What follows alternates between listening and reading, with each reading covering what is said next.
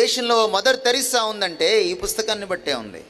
ఈ దేశంలో కుష్ఠరోగుల్ని తగలపెడుతున్న రోజుల్లో వాళ్ళకి రిహాబిలిటేషన్ సెంటర్స్ కట్టి, అనాథలకు ఆశ్రమాలు లేని రోజుల్లో అనాథాశ్రమాలు పెట్టి, స్త్రీలను సరిగా చూడని రోజుల్లో వారిని సమానంగా చూసి వారికి కూడా పాఠశాలలు పెట్టి, పాఠ్యపుస్తకాలు లేనప్పుడు పాఠ్యపుస్తకాలు అచ్చు వేయడానికి ప్రింటింగ్ ప్రెస్ తీసుకొచ్చి, వాటిని ట్రాన్స్పోర్ట్ చేయడానికి ట్రాన్స్పోర్టేషన్ లేనప్పుడు రైల్ ఇంజన్ని పరిచయం చేసి, లాంగ్వేజ్ సరిగా డెవలప్ కానప్పుడు భారతదేశంలోని వందల భాషలకు, తెలుగు భాషకు సైతం గ్రామర్ని, లిపిని డెవలప్ చేసి భారతీయుల్ని విద్యావంతులుగా చేసి, తత్ఫలితంగా స్వాతంత్ర్యం రావడానికి పరోక్షంగా పునాది వేసి, భారతదేశానికి, ఆధునిక భారతదేశానికి, దాని నిర్మాణానికి, జాతి నిర్మాణానికి తమ దేశం కాకపోయినా పాటుపడినటువంటి క్రైస్తవ విదేశీ మిషనరీలు ఎక్కడి నుంచి వచ్చారు?